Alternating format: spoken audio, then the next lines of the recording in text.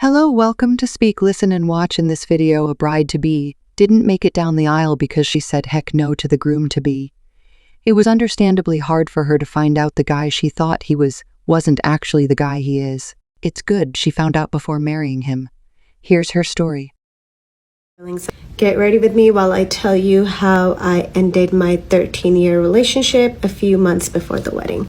Finally giving the girlies what they've been asking for. I posted a TikTok spilling some tea about my relationship a few days ago, and you guys have been requesting a story time, so here it is. This is actually my first time talking about it, but it's been some time now and I've healed, so I feel comfortable talking about it now. So a little backstory, I was with my ex for 13 years and engaged for a year. That's already a red flag. Why were we dating for an entire decade without tying the knot?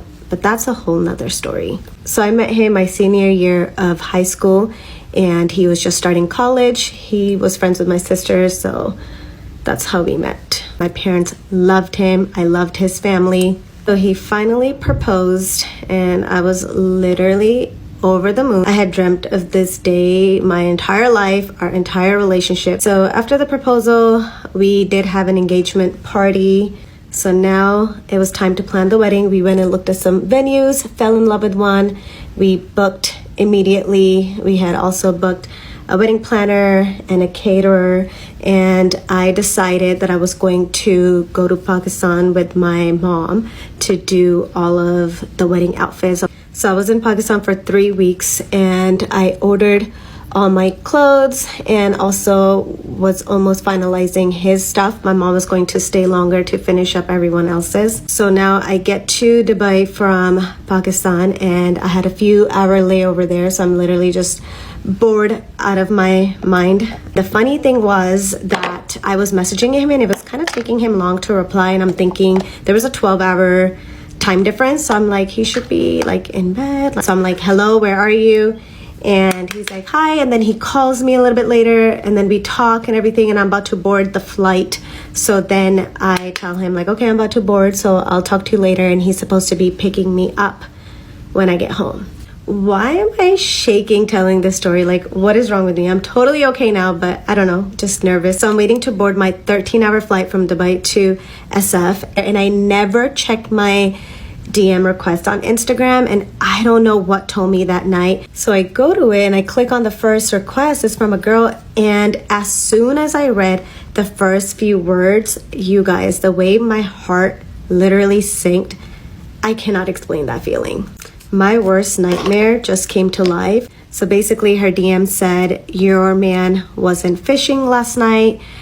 He was with me. We went to a bar to get a drink. Nothing happened between us, but I realized that he was engaged. I'm so sorry. I just looked at your Instagram. You look like a beautiful person, and I just wanted to let you know. And he was posting that he was fishing on his Instagram stories, so that's why she said that. I couldn't believe that this is happening as I'm getting ready to board my flight after just ordering my wedding outfits. My bachelorette party was booked. Everything was booked. So my first thought was like, damn, I don't really want to seem insecure, like I don't trust my man by messaging her, but like I didn't. So I just replied, do you have proof? That's all I said. My heart was racing. I felt so sick to my stomach. Like I can't even explain. So I called him back immediately. I got out of the line to board and I called him, and he's like acting casual. Obviously he's like, what's up? And I was like, so what were you doing last night? And he's so confused because we had just got off the phone, and he's like, what do you mean? I told you I went fishing. And then I was like, okay, and before you went fishing? And he's like, oh, I went to blah blah blah bar to get some drinks with so and so. And he's like, why? At this point he already knows that I know something, because why did I just call back to question him? So I asked who was he at the bar with, and he named his friends, and I was like, no, who else was there? He's like, just us. You're crazy. What's wrong with you? And I was like, no, there was a girl there. Who was the girl? He's like, oh, that's my friend's friend. I'm trying to get him to say the name. He's acting like he doesn't even remember the girl's name. He's saying some random names. And then in this time, I go back to her page to look at her, and I saw that he was following her. And then after I talked to him, I see he goes in and follows her. So I'm like, oh, so you do know who I'm talking about, and you were following her. until now you just went and unfollowed. So I just hung up because I knew I was about to turn into a completely different person, and I was at the airport, so I hung up on him, waited for her to send me proof. And I'm like getting so scared and hoping that the flight gets a little delayed so I get the proof before I hop on this flight. So then she sends me a random picture that she's in his car, and he has a Tesla, and I recognize his car and his hand. So I knew it was him. He is like messaging me, he's calling me, he's blowing on my phone. So I answer him and I'm like, so why was a girl in your car? And you guys, the story he made up as to why this girl was in his car, like, he goes, oh, that was so-and-so's friend and she's never rode in a Tesla. She wanted a ride, so I just like drove her to the bar. You are not in a Bugatti, okay? His lies were just getting worse and worse. He even had his friend, who is the biggest liar that I do not trust, send him a message saying, oh, that was so-and-so. So he's showing me screenshots like, look, he knows I would never do anything like that. And I'm like, okay, you want me to believe this liar? You guys, if I did not have proof, the way I would have believed him, because the way he was manipulating me and telling stories, he's like, you know, I always run into your friends every time I'm out, which is true. He's like, you really think I would take some girl out to a bar knowing that I run into your friends all the time?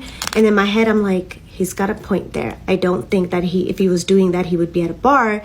He would like go to someone's house. So I'm like, She had also sent me another picture, so I knew that them two were at the bar. But then I knew he was making up this whole story. He was lying. But if I didn't have that proof, I would have believed him because his lies were so believable. He's like, I would never do that to you. Are you insane? Someone is lying. They don't want us to be together. You're crazy. I just tell him, I cannot believe you and I'm done. We were getting ready to board, so I had to get off the phone. So he's blowing up my phone, sending texts, calls. I'm just ignoring it. And the girl sent me more messages. So I was fully aware of everything going on. I just sat in the plane and I was just numb. Like, I was shocked. I was numb.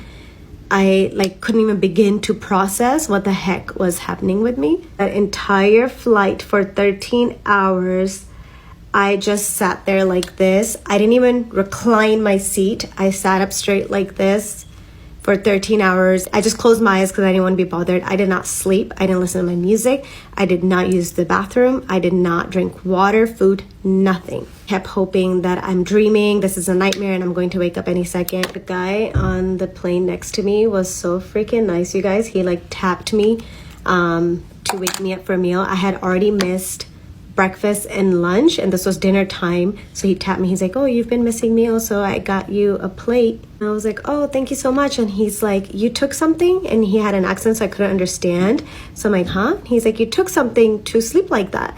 And I was like, oh no. And he's like, all natural? And I was like, yeah, natural. He was literally concerned for my livelihood. So I didn't want him to think I was some psychopath. So I tried to eat my meal and I literally felt like I was going to throw up. I had to stop. Okay, fast forward. I'm in SF, the worst 13 hours of my entire life, to say the least. I'm like, I don't know what to do. I don't know if to still have him pick me up. I still had one more flight to go. So I messaged him saying, do not pick me up. I'll figure it out. And then I was like, okay, pick me up from the airport, because I'm like, I just need to deal with this. So I finally land home. He texted saying that he's here, he's going to park and come to baggage claim. And I'm like, no, why would you come to baggage claim? Just wait for me, pull up. I'm just going to come. Like, I don't want you to come inside. And then he's like, my mom is with me too. I'm sorry, what? He says, oh, I'm going to take my mom to the sister's house and she's near you, so we're just going to drop her off. But I know what he was doing there. Like a zombie. Not only I haven't slept in like 30 plus hours, I also haven't ate. My eyes are bloodshot red. And then I walk down and he's standing there with flowers and his mom is smiling, and God bless her. I literally love her. I hugged her and I didn't hug him. She immediately knew something was up because of our body language. And she didn't speak English, so she didn't really know the few words that I said. I just said that, yeah, that's my bag. So basically in the car ride, he's like trying to sweet talk. Let's drop her off first and then we can talk. And I was like, no, drop me off first and do not come back. Like, I'm done. Okay, this is getting really long. You guys are going to have to go to part 2. I'm sorry. Part 2 of how I ended my 13-year relationship after finding out my ex cheated on me a few months before the wedding. So he drops me off basically, and he's like begging to come over and talk.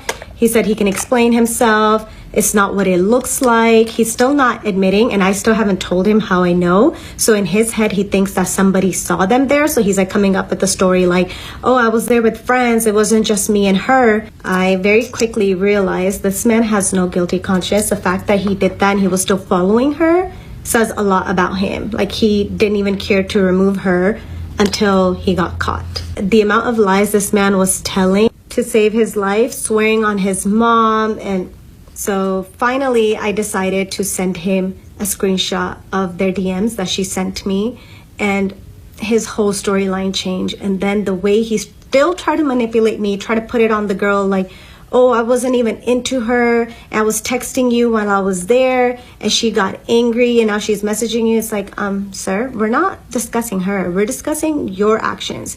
You very much yourself messaged her, asked her out, took her out to have a drink.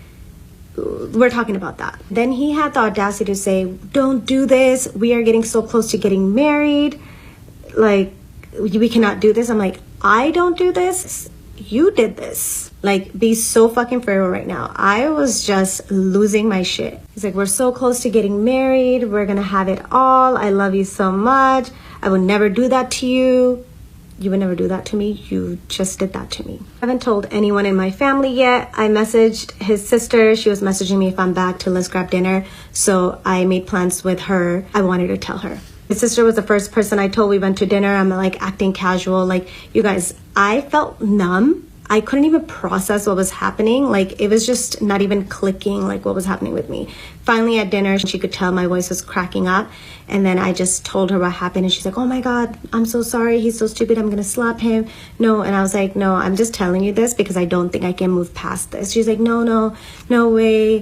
Things like that happen, but there's no way. And she's also trying to justify his actions by blaming the girl. I'm like, the girl doesn't owe me anything. He owes me his entire life. And he messed up. Obviously, his sister was having a hard time believing that I was being so real because she could never imagine her brother doing that because he was a great brother. He was always in good light in front of them, so she could have never even imagined. But I was like, no, he admitted, and I have proof. And I cannot move past this, so I'm just telling you, like, I'm done.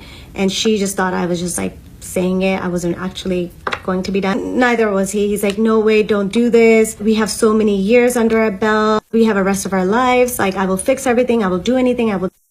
Guys, I was just done. Like, I cannot believe few months before our wedding, you would do this to me. We were doing so good for so many years, or as I thought. And in our happiest times, you could step out like that. I have no doubt that you will do this once we're married and have kids and when life becomes harder. I just felt like it was a sign from God. I'm like, literally 3 months before the wedding, what are the odds? A girl has never reached out like this and gave me solid proof. This is a sign. Take it and run with it. Do not go through with this wedding. He's like begging to come see me, and I'm saying, no, I'm done. I never want to see you again. We were writing essays. When I say essays, like, you know, the iMessages get so long where you have to click on the arrow to go into the PDF. That's how long our messages were. And this went on for months. So I took it slowly. I didn't remove him from social media. I just muted him, and I just didn't get on TikTok and Instagram for months. And I was posting nothing but wedding content. And right after I got on that flight, I went silent for months. So everyone was like, where's Aaliyah? What is going on? So then I tell my sister, after a few days of me processing it, and I realized, like, I'm done. And I told my older sister. She just was in complete shock. She started crying with me, and she's like, I'm so sorry. What are you thinking? What do you want to do? And I was like, I'm done. There's no moving forward from this. I want you to call mom and tell her to stop the wedding planning.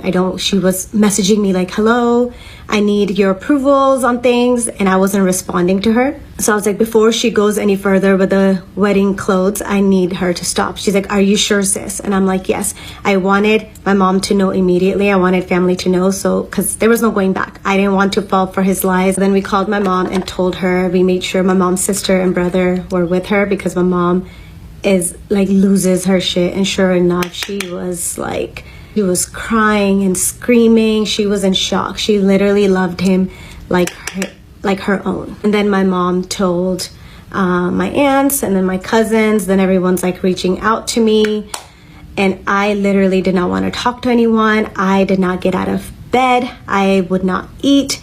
And my older sister was literally like such an amazing support system. She would just sit there with me, like try to talk me through things, and we would just sit in silence for hours. My friends would come over and we would just sit in silence because I felt like someone died, because I literally felt like I couldn't move on. I was so heartbroken. Right when I thought I could have it all, it was like taken away from me in like a heartbeat, and I could not accept it. And he had the keys to my house, and he knew my parents' like work schedule. My mom was out of town, my sister was not in town, so he just showed up and I was at home working, and I told him I'm going to call the cops if he doesn't leave. Like, he can't just pull up. He tried to talk. I said, no, I'm done. I don't want to talk. I said everything I wanted to say, and he's still trying to make it work. And I was like, there's no going back. He literally couldn't accept it because he never thought that I would leave him. He did come over another time with flowers, and at the time my two best friends were at home and we were just prepping food, and he just walked in, and it was so awkward. And I told my friend, you need to tell him to leave. Like, I'm going to lose my shit.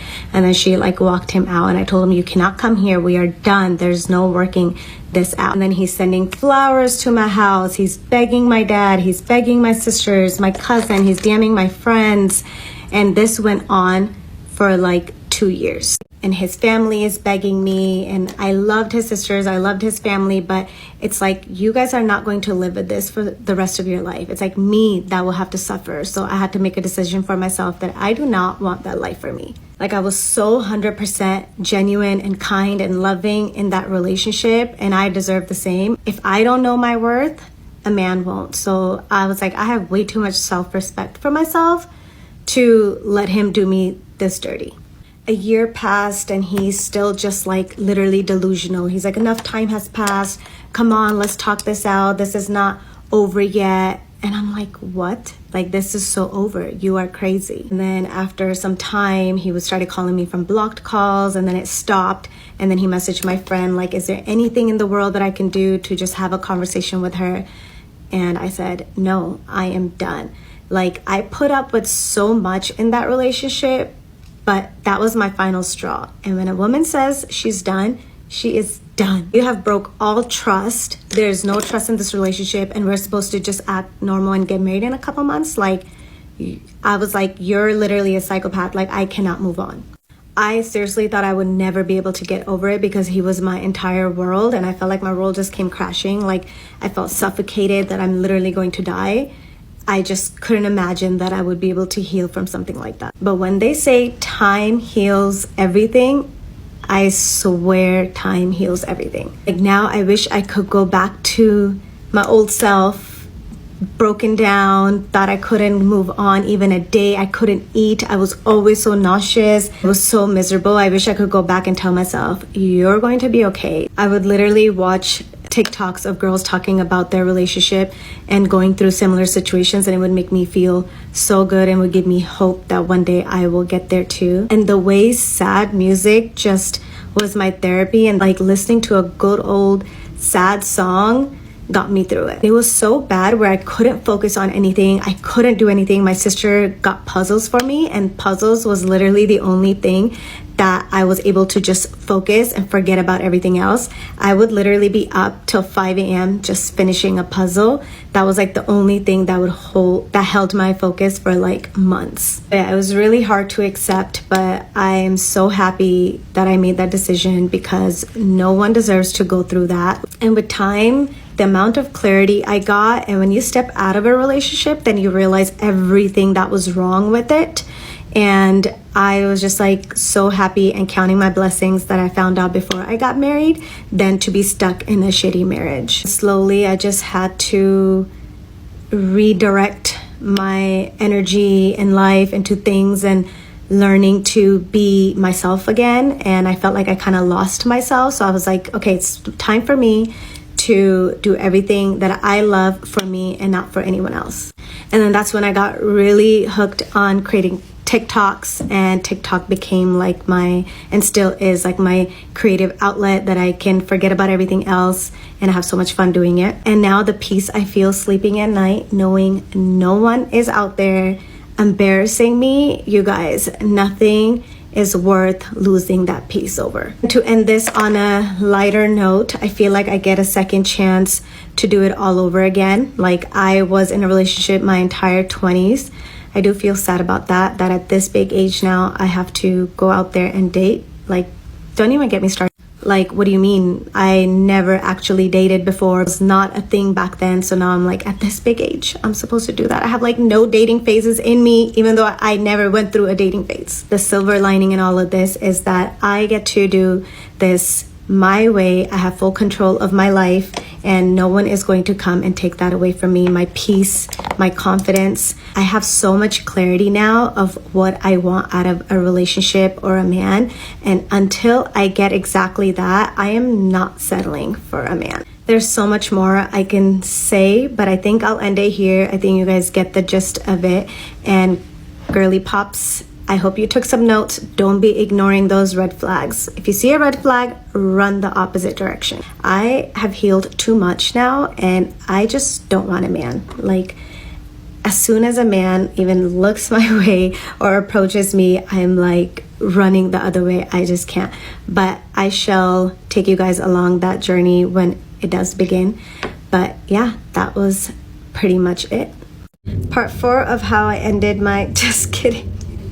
Not you guys wanting a part 4 to my trauma. Like, sis, that wasn't enough. I feel so overwhelmed by the love and support that I got posting my story time. I was so scared to even post one video, and the fact that I posted 3 parts, super long, and so many of you guys were invested and got so many new followers since I posted that story time. Like, and you guys, the love and support in my comments. You guys are being so sweet. So many of you are calling me an icon and that you guys feel so inspired by my story. I'm like, what? I have girls messaging me saying that they're currently struggling. My story time was literally what they needed to hear that day to get them through it. It's so sad to see how many girls are literally going through the same thing. I was like in tears reading these messages because they were so sweet and sad at the same time. Seeing messages and comments like that makes me so happy that I shared my story, even though I was so afraid to. Guys, the way my sisters, my cousin, my friends were all on their toes the moment I posted that story time. They were so invested, as if they haven't heard this story a million times. They just couldn't believe that I actually shared it. And then my friends are messaging me like, hurry up, post part 2. It's like, sis, you've heard the whole story. A few things I wanted to add to just give you guys a little bit more context. The saddest part about all of this was that it wasn't just one relationship that went down. Like, so many relationships were destroyed over his one senseless action. He had 6 sisters, okay, and I was close to all of them, but 2 of them I was very close to. We were like super close. We would hang out every week. After something so traumatic, it's like, how do you really move forward with those relationships? It's really hard. At the end of the day, that is their brother, you know. Him and my sister were best friends. My younger sister and my brother loved him like their own. My parents were so close to him. My dad and mom would always message him on their own, telling him to come over all the time, make plans. And it's like, it wasn't just me and him that ended. It was like all of these relationships that also came to an end. And you guys talking about manipulating, gaslighting, and love bombing. So it brought me to a point that I didn't mention. The second time that he just showed up to my house, because he had the key to my house,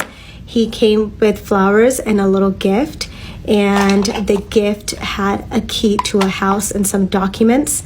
And basically he bought a house and he had been sending me messages like, I bought you your dream house. I'm sending you the address. Why don't you meet me so we can look at the floor plans and you can pick out the upgrades? Like, and that for me was like, whoa, this man, the way he's trying to love bomb me right now to give him another chance. Sir, I was with you when you literally had nothing, so you cannot buy my love. He was basically not accepting that this was over. He thought him doing all these things that I would fold. But for me, that was one thing in a relationship, is that I can't forgive cheating. And he begged me for literally months, a year, to just meet him one time, to just have one conversation, and I can decide whatever I want to do after that. And for a long time, I felt really bad about not ever meeting up with him and having that conversation. But then I realized it's like I didn't need to have that conversation, because I said everything I needed to say to him. He also said everything he needed to say. I just knew if I was to meet him, he would just try to manipulate me, and he wouldn't take no as an answer. I just don't ever want to see you again, because your actions were speaking louder than words, and that's all I needed to see. Like, the switch up was so crazy. You could act so loving and caring and do all the things I want you to do, but then you can also do this. The way he was playing victim, he said things like, I hurt myself knowing that I hurt you. You don't understand how bad I'm hurting. I'm so upset with myself. It's like, nobody's talking about how hurt you are, sir. I'm hurt. My family is hurt. Your family is hurt. I don't know what got over me. I have no idea. It's like, I can't afford for you to don't know what got over you after we're married. So you gotta go figure that out on your own. First, he was like blaming the girl as to why she reached out. Then he's blaming my sister. He is messaging my mom and my dad and me like, God knows what my older sister is telling us. It's not what it looks like. Let me explain what happened. It made me feel like he didn't think what he did was bad enough, and he's not understanding why I'm freaking out. So he's thinking maybe her older sister got in her head. And it was so sad, him blaming my sister, the one person that was literally sitting there bawling her eyes out, crying every single day with me, even alone in her room, because she was so devastated.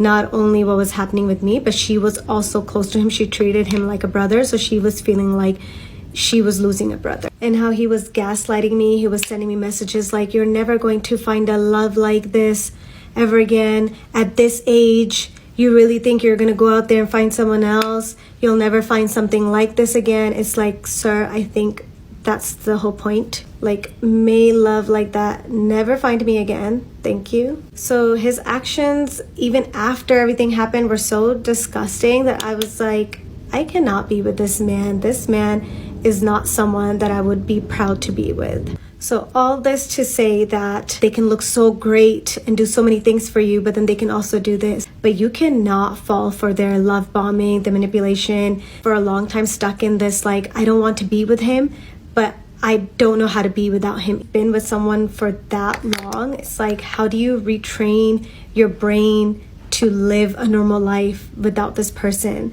So the first birthday, first New Year's, first Valentine's Day, our holiday Eid, they were so hard on me, and I felt this loneliness that I've never felt before, even though I was surrounded by my family and friends, everyone that loved me. Until a man is given consequences, maybe there's a chance that they will change and be better for their next one. It sucks that it came at a cost of my life and my 13 years. A lot of you asking me how I healed from something like that, and I just feel like healing is not linear. It's like an ongoing journey that I'm still on. It was such a traumatic experience in my life, and a lot of my years spent with him, so it's not something I can just wake up and forget. And for me, it was like, okay, the best payback is going to be to work on myself and become the best version of myself in every aspect, financially, emotionally, physically. And I just poured my energy into doing things that I loved, things that are going to help me be better. I'm not good at talking about my feelings with others. So for me, it was just like being in my room and just cry alone. That helped me. Started reading a lot, and my sister got me into puzzles because that was just the only thing that would hold my attention. I did not like talking to people. I did not like watching anything. I just couldn't focus, and my mind was always running. But when I would do a puzzle, it would really just kind of like calm me down, and I would only be thinking about, where the heck is this piece? Why can't I find it?